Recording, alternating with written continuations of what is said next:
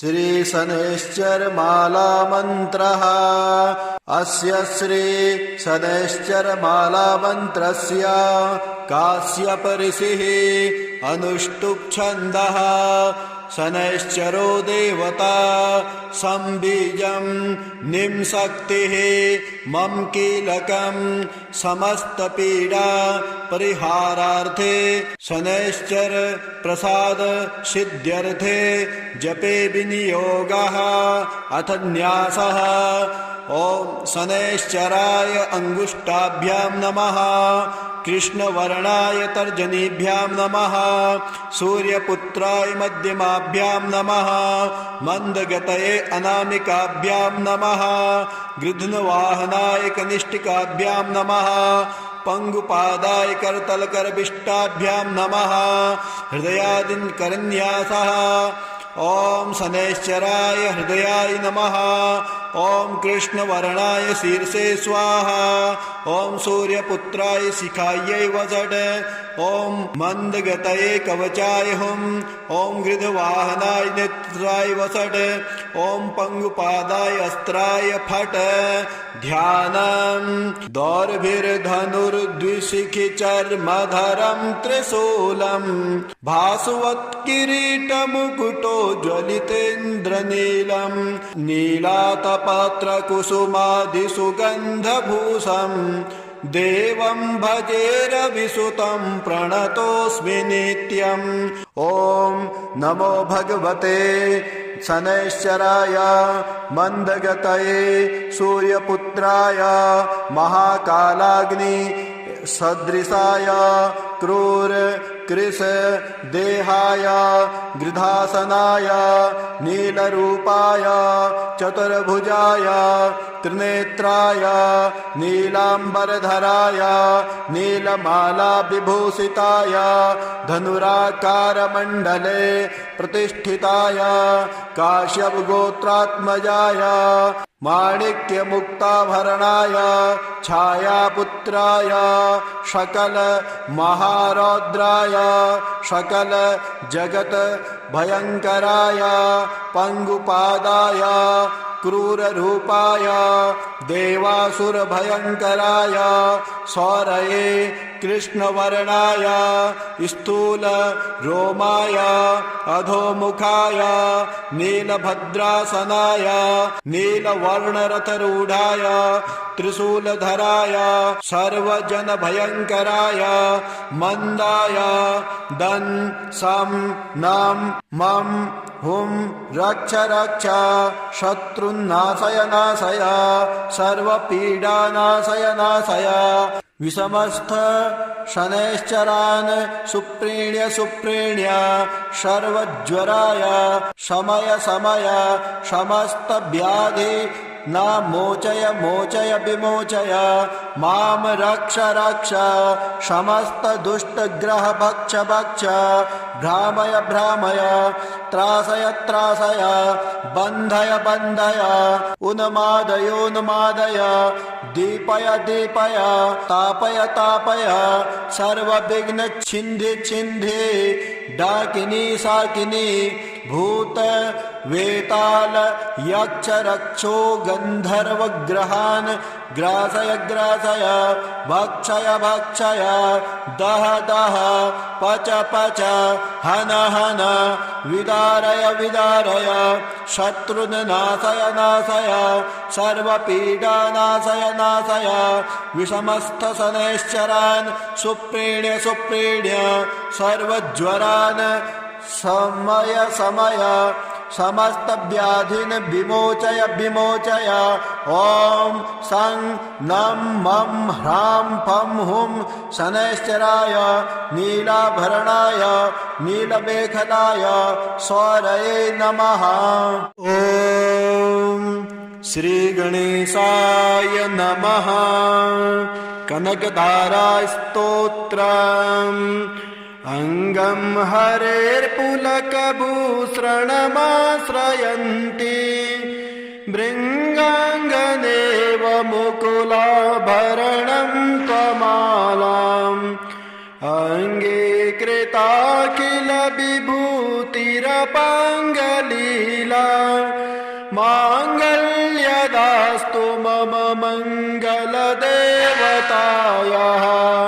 मुग्धा मुहुर्विदधति वदने मुरारे प्रेमत्रपा प्रणिहितानि गतागतानि मालादृशोर्मधुकरीव महोत्पलेया सा मे श्रियं दिशतु सागरसम्भवायाः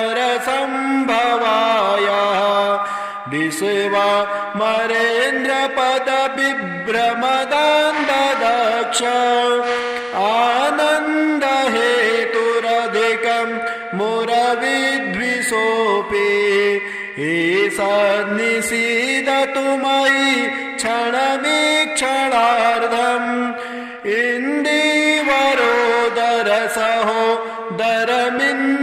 इन्दीवरोदरसहोदरमिन्दिरायाः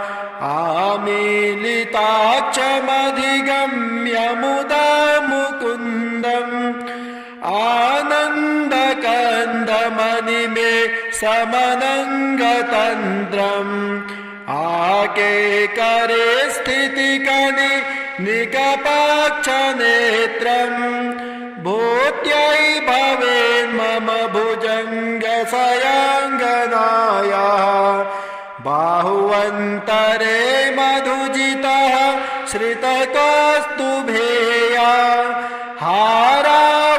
हारावलीवहरणे लमयी बिभाते कामप्रदा भगवतो पिकटाक्षमाला कल्याणमावहतु मे कमलालयायाः कालाम्बुदालिललितो रसिकैटभारे धाराधरे स्फुरति या तडदङ्गनेवा मातुः समस्तजगतां महनीयमूर्तेः भद्राणि मे दिशतु भार्गवनन्दनायाः प्राप्तं पदं प्रमथतः खलु यत्प्रभावात् माङ्गल्यभाजि मधुमाथिनि मन्मथेन मय्यापते तदिहमन्तरमीक्षणार्धम् मन्दालसं च मकरालयकन्यकायाः दद्यादयानुपवनो द्रविणाम्बुधाराम् अस्मिन्न किञ्चन विहङ्गसि सौविषणे दुष्कर्मगार्ममपनीयचिराय दूरम् नारायण प्रणयनि नयनाम्बुवाः इष्टाविशिष्टमतयो पिययार्धदृष्ट्या त्रेविष्टपपदं सुलभं लभन्ते दृष्टिः प्रहष्टकमलो दरदीप्तिरिष्टाम् पुष्टिं कृशेष्ट मम पुष्करविष्टरायाः गिरदेवतेति गरुडध्वज सुन्दरीति शाकम्भरीति शशिशेखरवल्लभेति सृष्टि स्थिति प्रलयके लिषु संस्थितायै तस्यै नमस्त्रिभुवनैकगुरोस्तरुण्यै श्रुत्यै नमोऽस्तु शुभकर्मफलप्रसूत्यै राज्ञै नमोऽस्तु रमणीयगुराणवायै शक्त्यै नमोऽस्तु शतपत्रनिकेतनायै पुष्ट्यै नमोऽस्तु पुरुषोत्तमवल्लभायै नमोऽस्तु दाले कनिभाननायै नमोऽस्तु दुग्धोदधिजन्मभूम्यै नमोऽस्तु सोमा मृतसोदरायै नमोऽस्तु नारायणवल्लभायै सम्पत्कराणि सकलेन्द्रियनन्दनानि साम्राज्यदानविभवानि सरोरुहाक्षि तद्वन्दनानि दुरिता हरणोद्यतानि मामेव मातरनिशां कलयन्तु मान्ये यत्कटाक्षसमुपासनविधिः सेवकस्य सकलार्थसम्पदः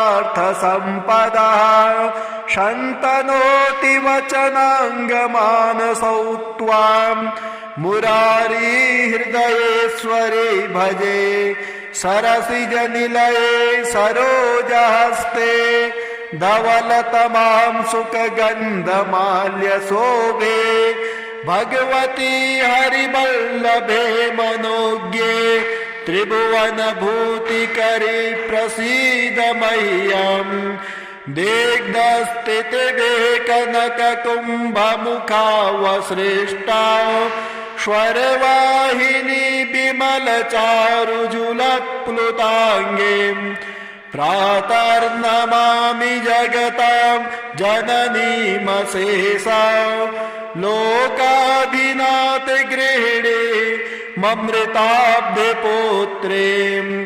कमले कमलाक्षवल्लभे त्वां करुणापूरितरङ्गितैरपाङ्गैः अवलोकय माम किञ्चनानां प्रथमं पात्रं कृत्रिमं दयायाः स्तुवन्ति ये स्तुतिभिर्भूरिवहं त्रयेमये त्रिभुवनमातरं रमां गुणाधिकाराः गुरुतर भाग्यभागिनो भवन्ति ते भुवि बुधभावितास्याः नमोऽस्तु हेमाम्बुजपीठिकायै नमोऽस्तु भूमण्डलनायकायै नमोऽस्तु देवादिदयापरायै नमोऽस्तु सर्वाङ्गयुधवल्लभायै नमोऽस्तु देव्यै भृगुनन्दनायै नमोऽस्तु विष्णोरुरसि स्थितायै नमोऽस्तु लक्ष्म्यै कमलालयायै नमोऽस्तु दामोदरवल्लभायै नमोऽस्तु कान्त्यै कमलेक्षणायै नमोऽस्तु भूत्यै भुवनप्रसूत्यै नमोऽस्तु देवादिभिरर्चितायै नमोऽस्तु नन्दात्मजवल्लभायै देवे प्रसीद जगदेश्वरे लोकमाता कल्याणगात्रि कमले क्षणजीवनाथे दारिद्र्यभीतिहृदयं शरणागतं माम् आलोकय प्रतिदिनं सदरैरपाङ्गै नवग्रहस्तोत्रम् पद्मकिञ्जलकसङ्कासां लोकसाक्षीं जगद्गुरुं सर्वरोगहरं देवम् आदित्यं प्रणमाम्यहम् क्षीरोद्धार्णवसम्भूतम् अत्रिनेत्रं समुद्भवम् नमामि शशिनं देवं शम्भोरमुकुटभूषणं धरणीगर्भसम्भूतं विद्युत्पुञ्जं जगत्पतिं कुमारं शक्तिहस्तं च मङ्गलं प्रणमाम्यहम् प्रियङ्गोकनकाभासं रूपेण प्रतिमं शुभं सौम्यं सौम्यगुणोपेतं तं बुधं प्रणमाम्यहं देवानां च ऋषीणां च गुरुकनकसन्निभां बुद्धिपूर्णं त्रिलोकेशं तं गुरुं प्रणमाम्यहं शुद्धसपटिकसङ्काशं दैत्यानां प्रणतं गुरुं सर्वशास्त्रप्रवक्तारं भार्गवं प्रणमाम्यहं नीलाञ्जनसमाकारं रविपुत्रं महाग्रहं छायामार्तण्डसम्भूतं तं नमामि शनैश्चरम् अर्धकायं महावीर्यं चन्द्रभास्करमर्दनं सिंहिकागर्भसम्भूतं तं राहुं प्रणमाम्यहं पलालधूम्रसङ्काशं तारकग्रहमस्तकं रौद्रं रौद्रतरं घोरं तं केतुं प्रणमाम्यहं कल्याणानि नभोमणिः सुललितं कीर्तिकलानां निधिं शौर्यं क्षमातनयः बुधश्च बुधतां जीवश्चिरञ्जीवितां साम्राज्यं भृगुयोर्कजो विजयितां राहुं बहुकर्षतां केतुर्यच्छतु वाञ्छितं मम फलं सर्वे ग्रहा सादराः न्यूनातिरिक्ता न्यपरिस्फुटानि कर्माणि यानिह मया कृतानि सर्वाणि चेतानि मम क्षमध्वं प्रयातु तुष्टा पुनरागमाय अन्यथा शरणं न्यास्ते योऽयं मे शरणं सदा तस्मात् कारुण्यभावेन रक्षध्वं गृहनायक। श्री शनैश्चरमाला मंत्रः। अस्य श्री शनैश्चरमाला मंत्रस्य काश्यप ऋषिः अनुष्टुप् छन्दः। शनैश्चरो देवता संबीजं निम्शक्तिः मम कीलकं समस्तपीडा परिहारार्थे शनैश्चर प्रसाद सिद्ध्यर्थे जपे विनियोगः अथ न्यासः। ओम शनैश्चराय अंगुष्ठाभ्यां नमः। कृष्णवर्णाय तर्जनीभ्यां नमः। सूर्यपुत्राय मध्यमाभ्यां नमः। मंदगतये अनामिकाभ्यां नमः। गृध्नवाहनाय कनिष्ठिकाभ्यां नमः। पंगुपादाय करतलकरविष्टाभ्यां नमः। हृदयादिकरन्यासः। ओम शनैश्चराय हृदयाय नमः। ओम कृष्णवर्णाय शीर्षे स्वाहा। ओम सूर्यपुत्राय शिखायै वषट्। ओम मंदगतये कवचाय हुम्। ओम गृध्रवाहनाय नेत्राय वषट्। ओम पंगुपादाय अस्त्राय फट्। ध्यानं दौर्भिर्धनुर्द्विशिखिचर्मधरं त्रिशूलं भासवत्किरीटमुकुटो ज्वलितेन्द्रनीलं नीलातपत्रकुसुमादिसुगन्धभूषं देवं भजेरविसुतं प्रणतोऽस्मि नित्यम्। ॐ नमो भगवते शनैश्चराय मंदगतये सूर्यपुत्राय महाकालाग्नि सदृशाय क्रूर कृश देहाय गृधासनाय नीलरूपाय चतुर्भुजाय त्रिनेत्राय नीलांबरधराय नीलमाला विभूषिताय धनुराकारमण्डले प्रतिष्ठिताय काश्यप गोत्रात्मजाय माणिक्यमुक्ताभरणाय छायापुत्राय सकल महारौद्राय सकल जगत भयंकराय पंगुपादाय क्रूररूपाय देवासुरभयंकराय सौरये कृष्णवर्णाय स्थूल रोमाय अधोमुखाय नीलभद्रासनाय नीलवर्णरथरूढाय त्रिशूलधराय सर्वजनभयंकराय मंदाय दं सं नं मं हुं रक्ष रक्ष शत्रुन्नाशय नाशय सर्वपीडानाशय नाशय विषमस्थ शनैश्चरान् सुप्रीण्य सुप्रीण्य सर्वज्वराय शमय शमय समस्त व्याधि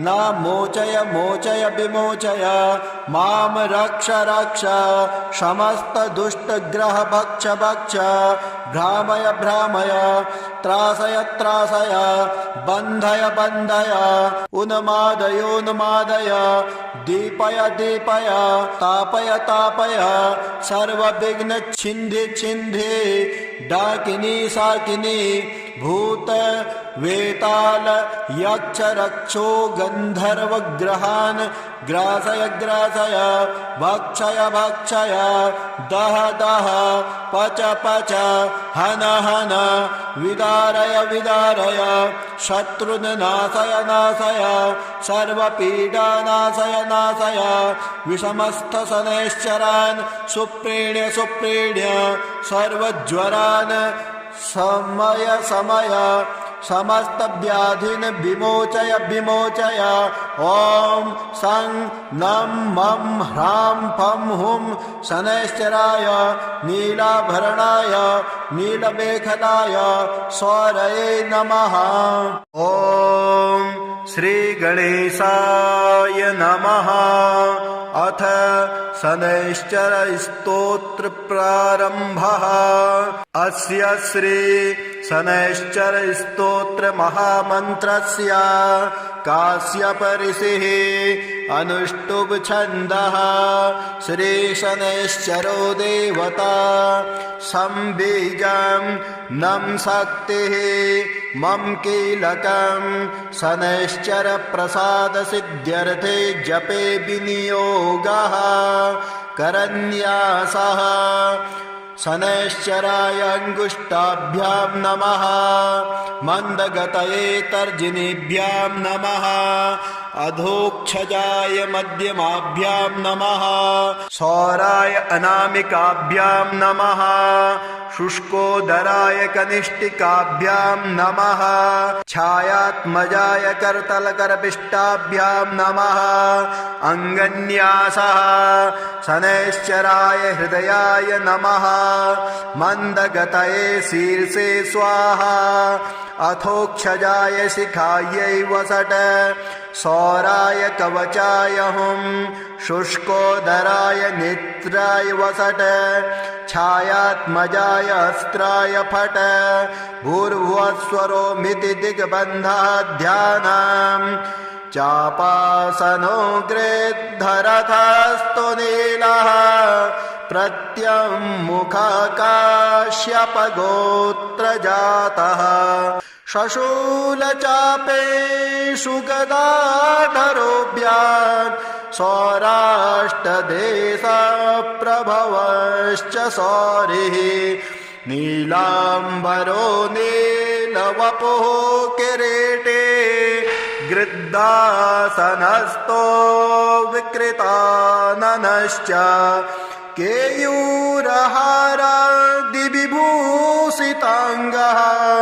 सदास्तु मे मन्दगते प्रसन्नः शनैश्चराय शान्ताय सर्वाभीष्टप्रदायिने नमः सर्वात्मने तुभ्यं नमो नीलाम्बराय च द्वादशाष्टमजन्मानि द्वितीयान्ते सुराशिषु ये मे संगता दोषाः सर्वे नश्यन्तु वै प्रभो सूत उवाच शृणुध्वं मुनयः सर्वे शनिपीडाहरं शुभं शनिप्रीतिकरं स्तोत्रं सर्वाभीष्टफलप्रदं पुरा कैलासशिखरे पार्वत्यै शङ्करेण च उपदिष्टं शनिस्तोत्रं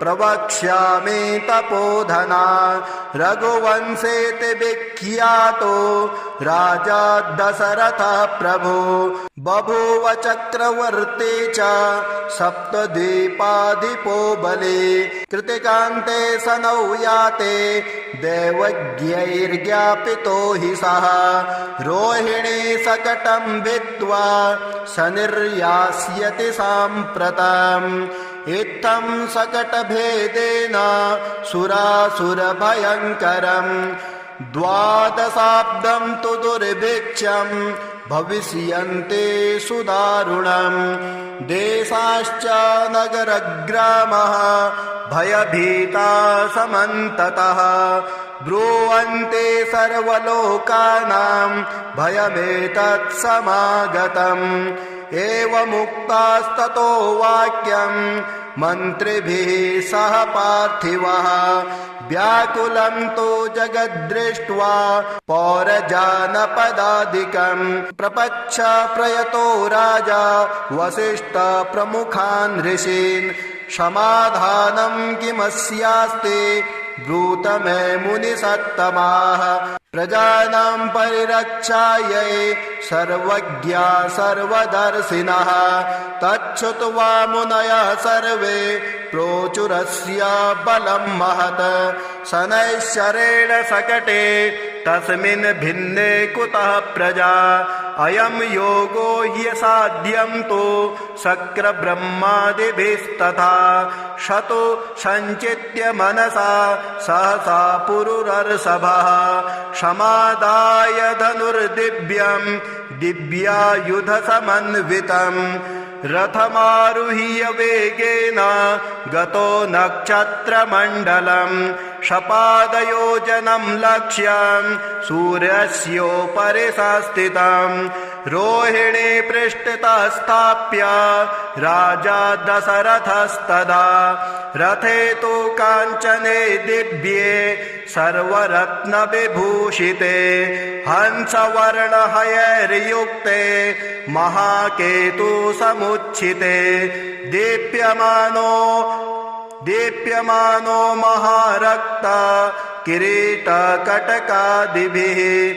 दीप्यमानो महारक्ता किरीटकटकादिभिः बभ्रानसा तदाकाशे द्वितीय इव भास्कर अकारणचूर्णचापेन संहारस्त्रं न्ययोजयत् संहारस्त्रं शनिर्दृष्ट्वा सुरासुरभयङ्करम् कृतिकान्ते तदा स्थित्वा प्रविशन् किल रोहिणीम् दृष्ट्वा दशरथं चाग्रे ततस्तौ सभ्रुकुटी मुखः हसित्वा तभ्ययात् स्वरे हृदं वचनमब्रवीत् पौरुषं तव राजेन्द्र सुरासुरभयङ्करम् देवासुरमनुष्याश्च सिद्धविद्याधरो रगाः मयावलोकिताः सर्वे दैन्यमासो व्रजन्ति ते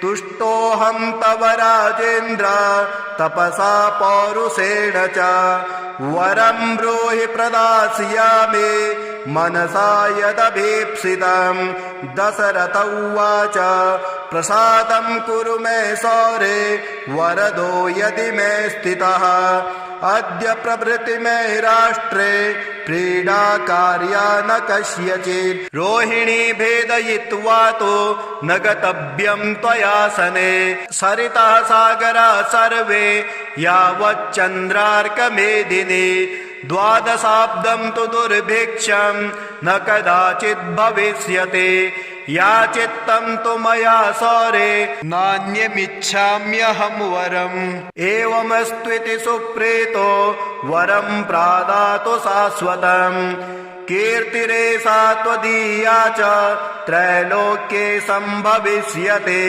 प्राप्य चैनं वरं राजा कृतकृतो भवत्तदा एवं वरं तु सम्प्राप्य दृष्टरोमा स पार्थिवः रथोपस्थे धनुस्थाप्य भूत्वा चैव कृताञ्जलिः ध्यात्वा सरस्वते देवे गणनाथं विनायकम् राजा दशरथः स्तोत्रं सौरेरिमदथाकरोत् अथ स्तोत्रं दशरथ उवाच नमः कृष्णाय नीलाय शिखिकण्ठनिभाय च नमो नीलमुखाब्जाय नीलोत्पतनिभाय च नमो निर्मांसदेहाय दीर्घसमश्रुजटाय च नमो विशालनेत्राय शुष्कोदरभयानक नमः पुरुषनेत्राय स्थूलरोणे नमो नमः नमो नित्यं क्षुधार्थाय अतृप्ताय नमो नमः नमो दीर्घाय शुष्काय कालदृष्टाय ते नमः नमस्ते घोररूपाय दुर्निरीक्षाय ते नमः नमो घोराय रौद्राय भीषणाय करालिने नमस्ते सर्वभक्षाय वलिमुख नमोऽस्तु ते सूर्यपुत्र नमस्तेस्तु भास्करो भयदायिने अधोष्ठे नमस्तेस्तु संवर्तक नमो नमः नमो मन्दगते तुभ्यं निस्त्रिसाय नमो नमः नमो दुस्सहदेहाय नित्ययोगरताय च ज्ञानदृष्टे नमस्तेस्तु कश्यपात्मजसूनवे तुष्टो ददासि त्वं राज्यं क्रुद्धो हरसि तत्क्षणात् देवासुरमनुष्याश्च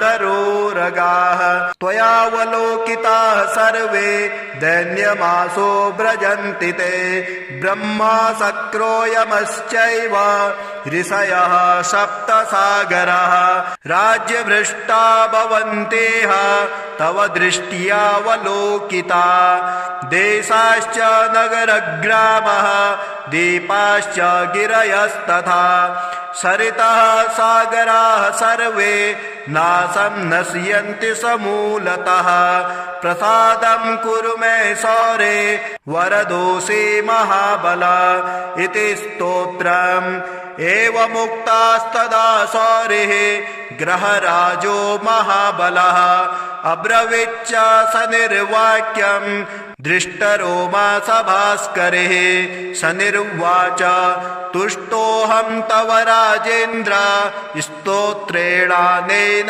सुब्रत वरं ब्रूहि प्रदास्यामि मनसा यदि भीप्सितं दशरथ उवाच प्रसन्नो यदि मे सौरे पीडा कुरु न कस्यचिद् देवासुरमनुष्याणां पशुपन्नगपक्षिणां स निर्वाच ग्रहणाश्च ग्रहाज्ञेया ग्रहापीडाकरा स्मृताः अदेयोऽपि वरोऽस्माभिः तुष्टोऽहं तु ददामि ते देवासुरमनुष्याश्च सिद्धविद्याधरोरगाः पशुपक्षी मृगाः वृक्षा पीडा मुञ्चन्तु सर्वदा त्वया प्रोक्तमिदं स्तोत्रं या पठेद्दिह मानवः एककालं क्वचित्कालं पीडामुञ्चापि तस्य वै मृत्युस्थाने गतो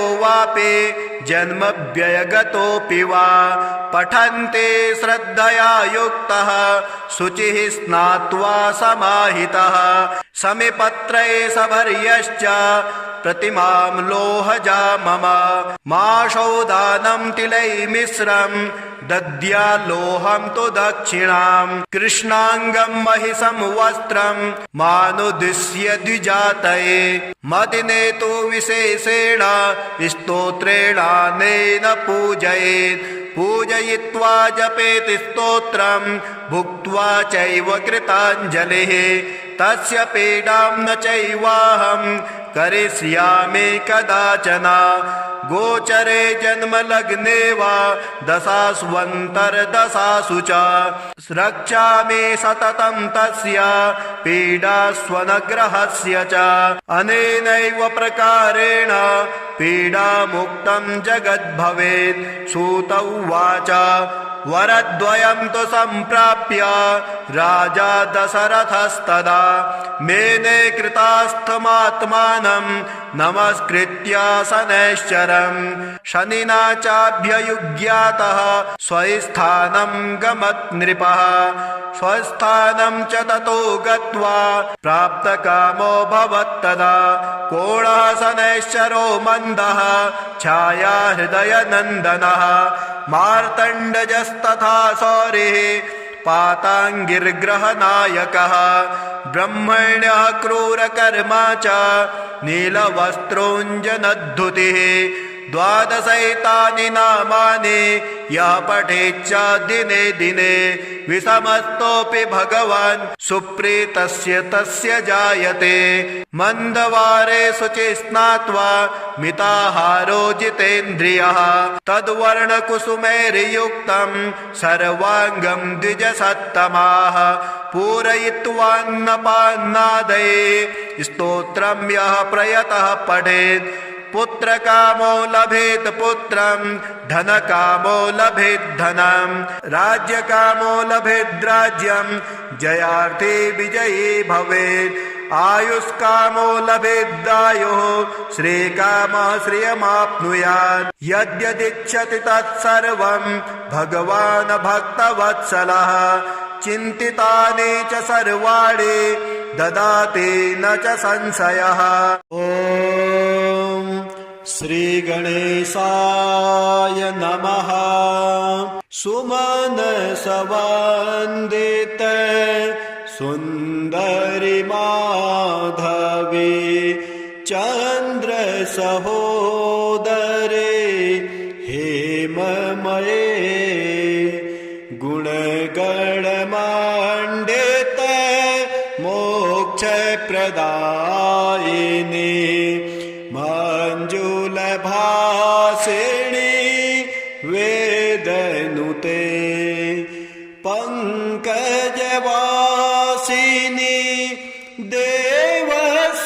देवसुपूजित सद्गुणवारिणी